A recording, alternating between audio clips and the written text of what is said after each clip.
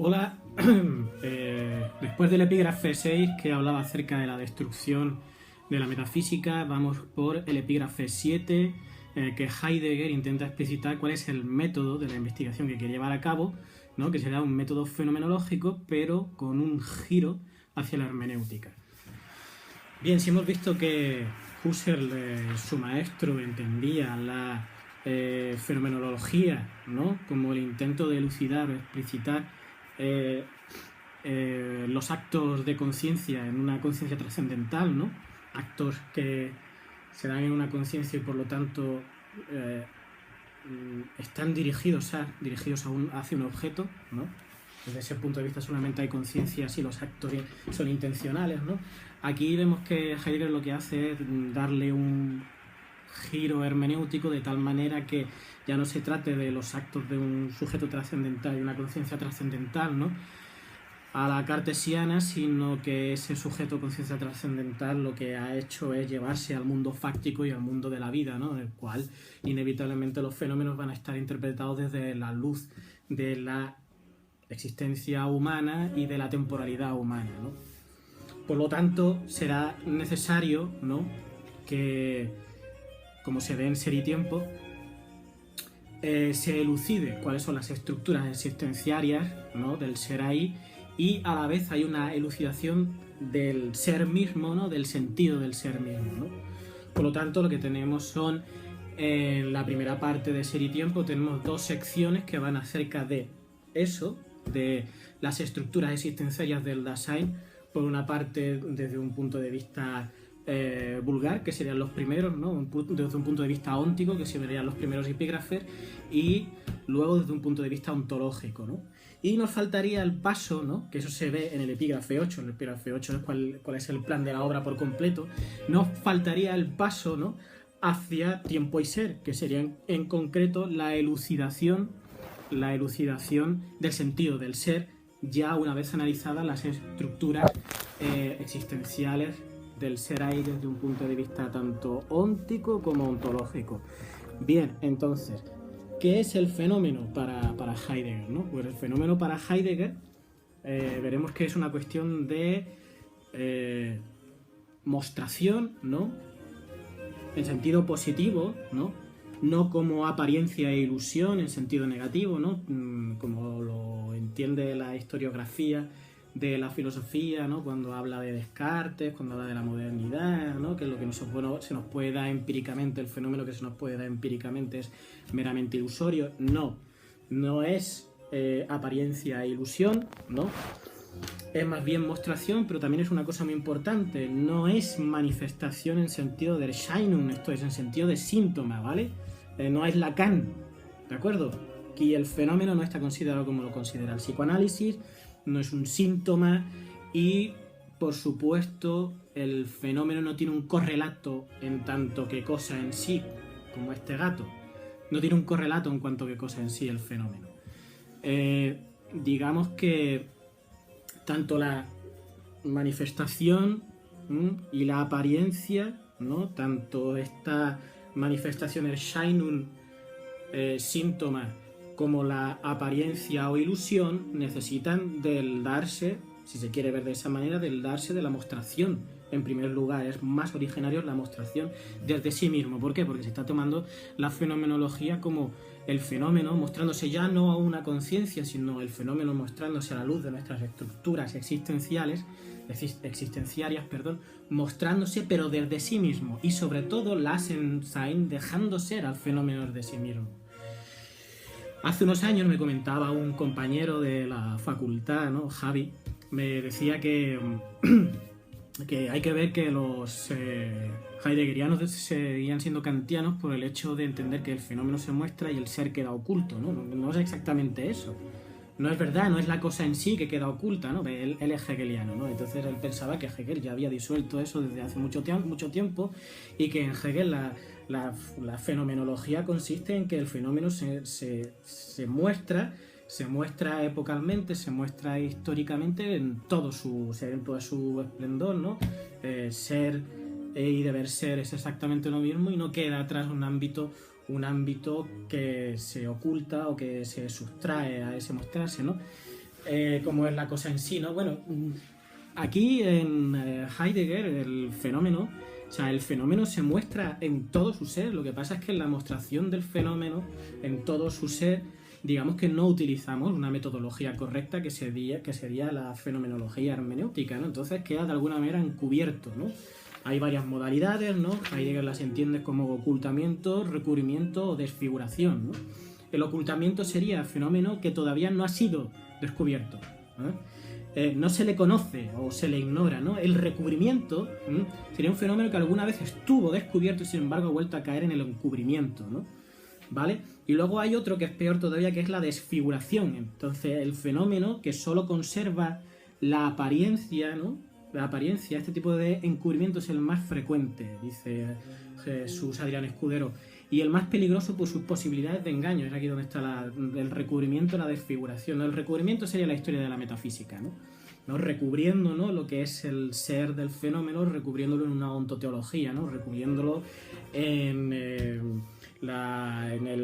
concepto del bien, en el concepto de Dios, en el concepto de la sustancia, y un recubrimiento, ¿no?, de lo que realmente la cosa es. Realmente la cosa es esto, ¿no? Y que permanece de alguna manera oculta, ¿no?, sustraída, ¿no? Bien, pues no, aquí el fenómeno se deja mostrar en sí mismo precisamente cuando el Dasein, ¿no?, utiliza un método adecuado, y además utiliza un método adecuado en el cual no está imponiendo una subjetividad, digamos, al estilo de la modernidad, ¿no? Una subjetividad que tiene Gegenstand, que tiene frente a él, ¿no? Frente a él tiene un objeto, un Gegenstand, ¿no? Es Gegen, contra el sujeto, ahí está el objeto, ¿no? Y entonces hace fuerza, hace violencia contra ese objeto, contra ese Gegenstand, proporcionándole unas estructuras, ¿no? Unas estructuras que son de alguna manera proyectadas o propias de la subjetividad, en el caso kantiano, subjetividad trascendental, ¿no? Bien, pues no es eso, ¿de acuerdo? No queda una cosa detrás, no es un síntoma, no es un signo de un ser que está ahí, no es eso. El fenómeno se da a la una, se da con todo, ¿no? Desde sí mismo, solamente que no estamos en las condiciones metodológicas adecuadas para ello en el primer Heidegger, y en el segundo Heidegger pues no estamos en una disposición afectiva adecuada para ello, ¿no? Bueno, el primer Heidegger también, porque el primer Heidegger habla de la angustia, ¿no? Es el momento en el que el ser se retrae, ¿no? Lo ente se retrae para dejar acaecer el ser, ¿no? Pero no es una cosa que queda detrás, no es una esencia, ¿no?, que está ahí detrás, ¿no? Eso es importante, ¿no? Bien, para entender esto hay que entender lo que es el concepto de fenómeno, del que ya hemos hablado antes, ¿no? Y ahora nos vamos al concepto de logos, ¿no? Porque estamos hablando de fenomenología, y lo que hace Heidegger en este epígrafe es precisamente separar la composición de esa palabra, fenomenología, fenómeno y logos. Bien, ¿qué hace con el logos? Se retrae a Aristóteles, ya sabemos que a Heidegger le mola muchísimo Aristóteles, pero no era Aristóteles que te ha pasado por la tradición medieval, sino Aristóteles originario, el Aristóteles guay, el Aristóteles el cual leído en el griego clásico hace como una especie de bucle, ¿no? Hace como una especie de puente hacia el alemán, ¿no? ¡Buah! El alemán resuena el griego clásico según Heidegger, ¿no? Bien, pues vamos a ver entonces este concepto de logo, ¿no? El concepto de logo ya hemos visto que es una palabra polisémica, ¿no? Sobre todo porque el griego es un idioma muy complejo y no hay una tradición continua del estudio del griego, ¿no? Todo se fue a tomar por saco, ya lo sabéis, cuando Bizancio cayó, ¿no? Cuando Bizancio cayó, pues los maestros y profesores de griego que ya llevaban detrás de sí toda una tradición desde la Grecia clásica, por eso se cortó y en fin. Bien, entonces digamos que logos, ya sabemos que significa discurso, ¿no? Rede, se ha traducido también como razón, juicio, concepto, definición, fundamento, relación, ¿no? También un gran problema que tenemos es que los textos aristotélicos que hablan acerca del logos, ¿no? Son los tópicos, ¿no? Los textos de la lógica, ¿no? Es lo que más hincapié se ha hecho, porque es lo que se conservó desde un principio, y es lo que más hincapié se ha hecho en la, digamos, historia de la filosofía medieval, ¿no?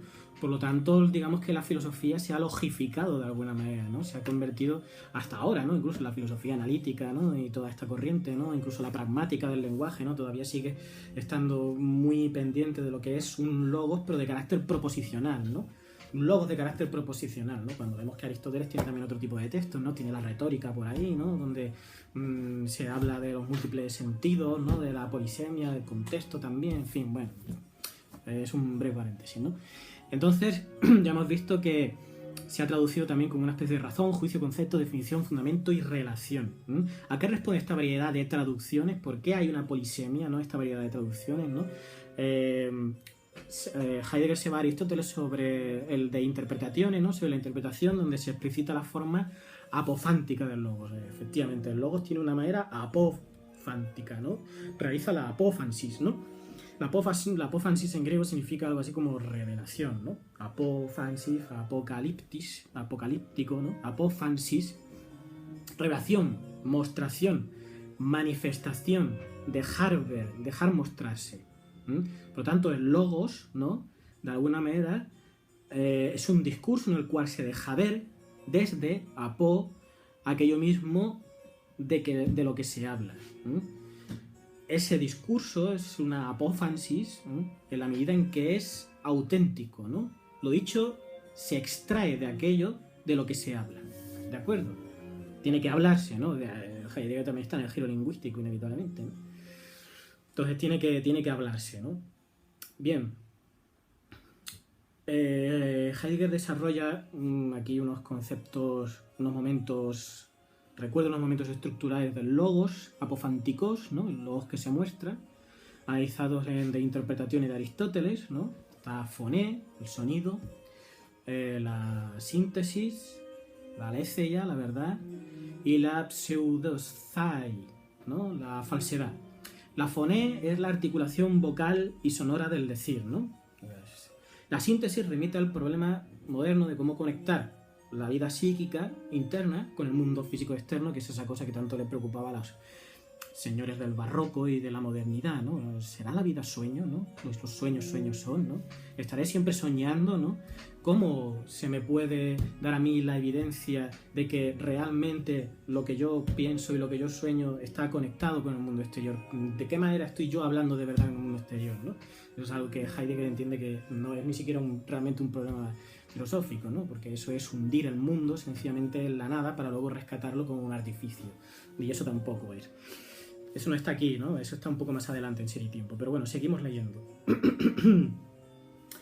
Heidegger, sin embargo, ofrece una solución, ¿no? Retomando el sentido etimológico de la palabra sin, ¿no? Sin junto con, sin, ¿no? De donde viene sinfonía, ¿no? Sonidos todos juntos, ¿no? De síntesis, ¿de acuerdo? Que significa estar junto con otro sobre lo que se habla. Y es una solución que apunta al fenómeno de la codonación. Aquí está, ¿no? Esto luego en el segundo Heidegger es una cosa que está presente constantemente, ¿no? La mutua pertenencia, ¿no? Zusammengehören, mutua pertenencia, la mutua escucha, la transpropiación, ¿no? Evento, acaecimiento, acontecimiento de transpropiación entre el ser y el hombre, ¿no? Entonces sería una solución que apunta hacia el fenómeno de la condonación del yo y el mundo, codonación del yo y el mundo con el que se supera el dualismo cartesiano, ¿no? Bien, ya sabemos el dualismo cartesiano en el que materia y mente son totalmente dos cosas diferentes, ¿no? Y en el que el mundo de las experiencias mentales y de la vida mental tenemos un problema a la hora de relacionarlo con la exterioridad. Bien, entonces esto nos remite al problema de la aletheia, ya que ya sabemos que en griego significa verdad, ¿no? Aletheia no, aletheia, perdón, ¿no? Y a la falsedad, pseudosthai, ¿no?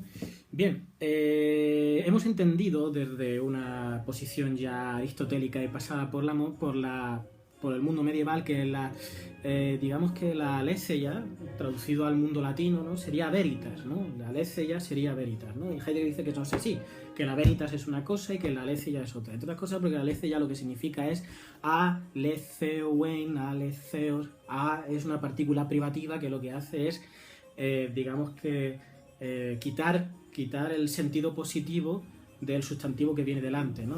Si, entonces, a es no, des, y leceo, no viene, por ejemplo, el leteo, ¿no? El leteo es el río del olvido, ¿no? Leceo, el velo es desvelamiento, desocultación, ¿no? Es una alfa privativa, partícula privativa. Entonces, ¿qué ocurre aquí, no?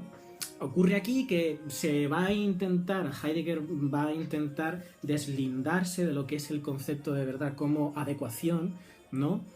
En el sentido de adecuación, concordancia y correspondencia. ¿Cuál es la adecuación? ¿Cuál es la concordancia? ¿Cuál es la correspondencia? Sobre esto hay escrito, esto es una cosa complicadísima.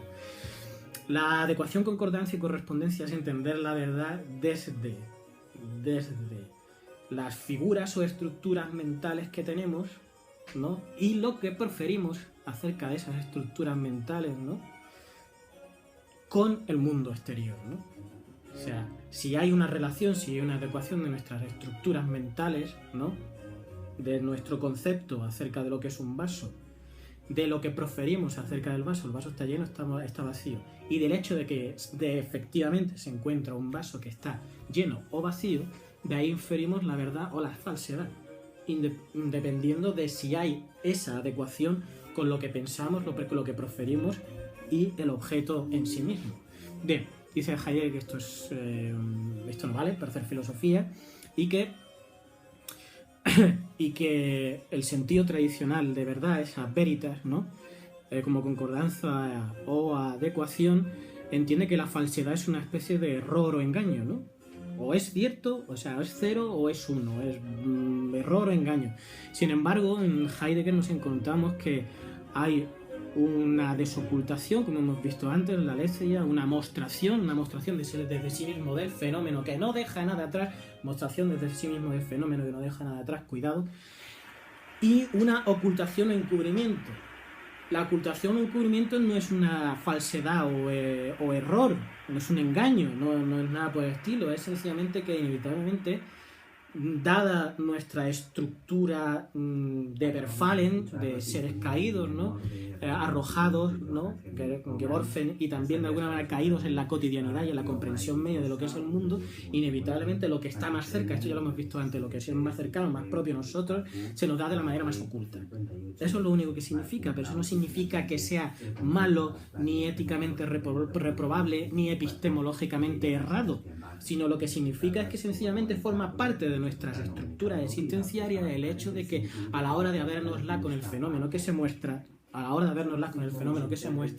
inevitablemente se nos dé en una comprensión media sin utilizarlo desde la fenomenología hermenéutica, sin utilizar el método de la fenomenología hermenéutica, el ser de ese fenómeno se nos dé de una manera oculta. ¿De acuerdo? Eso es lo que ocurre. Que no estamos en una disposición afectiva adecuada, ni tampoco estamos utilizando un método adecuado, porque no es en nuestra comprensión media ese método no se da. Hace falta una elaboración filosófica, porque demonios, eso es la filosofía, para eso está la filosofía y para eso está Ser y Tiempo, ¿vale? Eso es el rollo.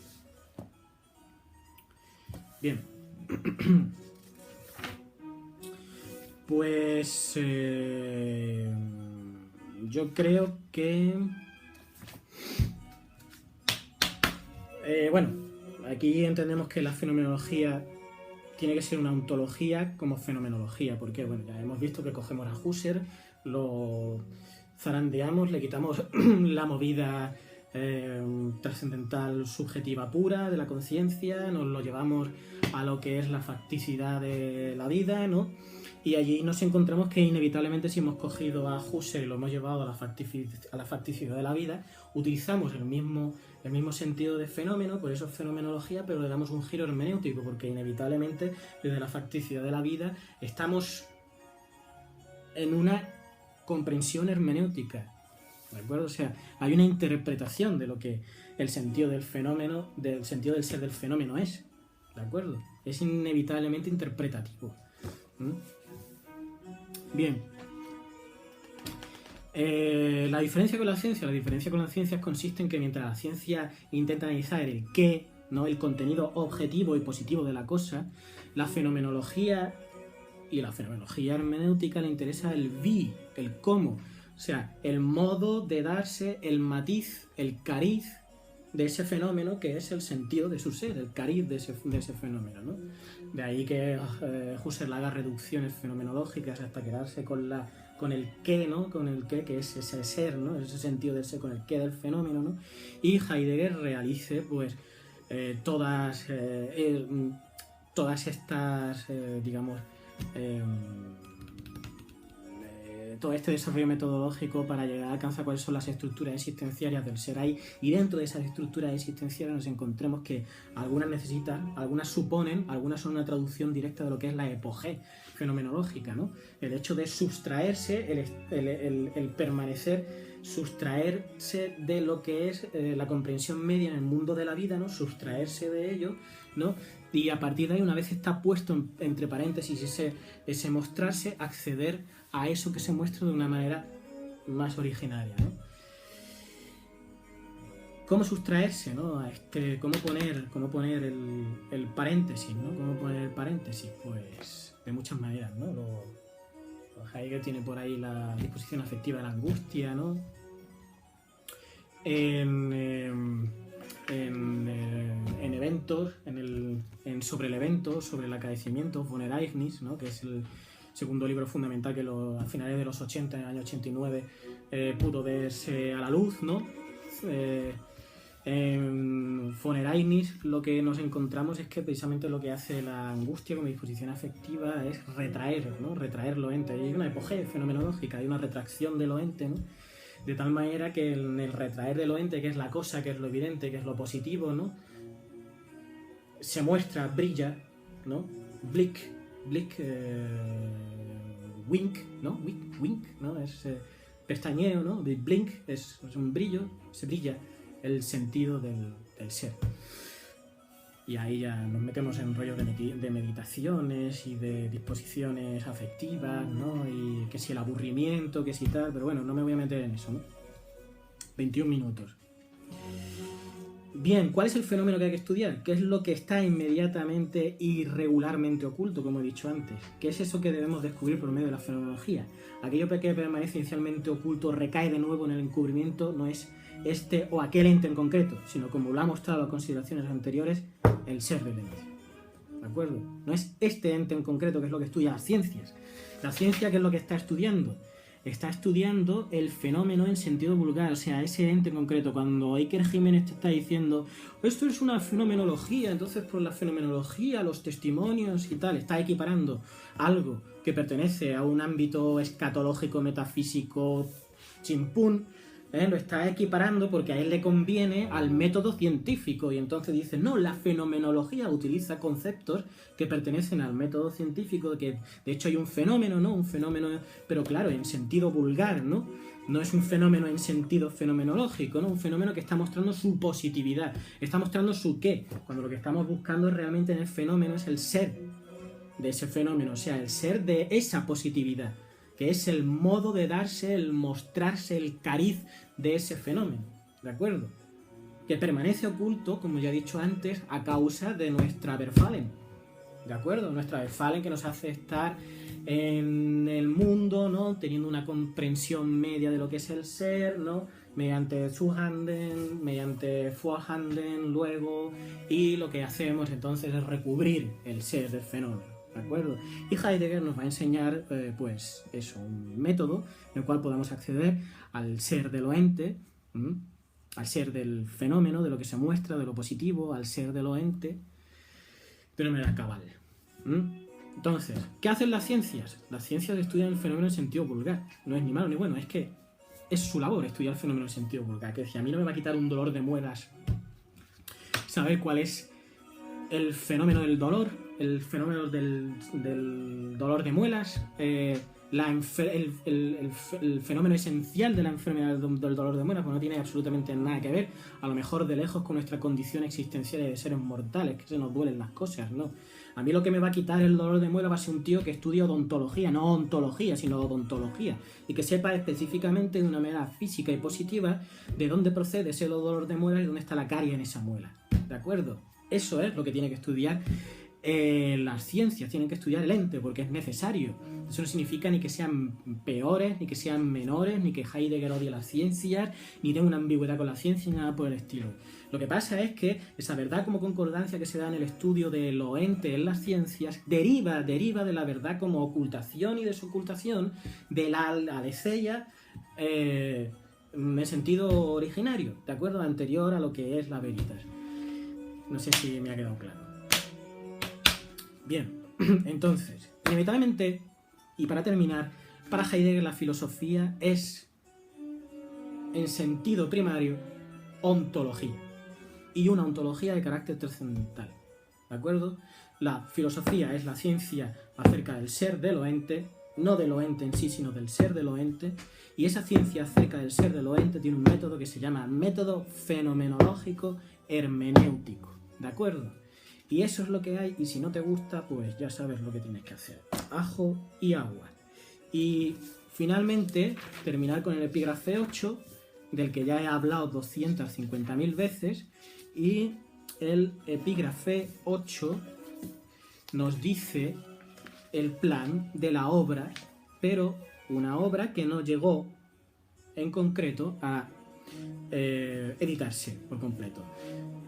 Entonces lo que tenemos sería la interpretación del Dasein con vistas a la temporalidad y la explicación del tiempo como horizonte de la pregunta por el ser, que serían 3 primeras secciones de la primera parte de Ser y Tiempo, de las cuales solamente vieron la luz, la analítica, el análisis preparatorio del Dasein y el Dasein y la temporalidad, que es Ser y Tiempo, ni nada más. Por lo tanto, nos faltaría el tiempo y ser. Y luego hay una segunda parte, ¿no?, que lo que hace es analizar los rasgos fundamentales de una destrucción fenomenológica de la historia, la ontología. Aquí ya es más, además, propio el segundo Heidegger, ¿no?, el Heidegger de la ontohistoria, al hilo de la problemática de la temporalidad, temporalidad, ¿no? Entonces nos encontraríamos con la doctrina kantiana del esquematismo y del tiempo, el fundamento del cogito sum de Descartes y el tratado aristotélico sobre el tiempo. De todo esto, lo que es Ser y Tiempo es solamente la primera parte, las 2 primeras secciones, y Tiempo y Ser, en Tiempo y Ser se ve que está de alguna manera recogido y más elaborado en los problemas fundamentales de la fenomenología, y también parte de la segunda parte, ¿no? También tenemos Kant y el problema, Kant y el problema del ser, no me acuerdo ahora mismo, que es la doctrina kantiana del esquematismo trascendental y el tiempo, ¿no?, donde se ha hecho una interpretación bastante polémica. Heidegger hizo una interpretación bastante polémica de la imaginación trascendental y del esquema tiempo. Y bueno, y con esto y un bizcocho, pues no sé si seguiré con esto, pero ya lo hemos terminado. Así que abrazos, besos y espero que haya servido de algo. Saludos.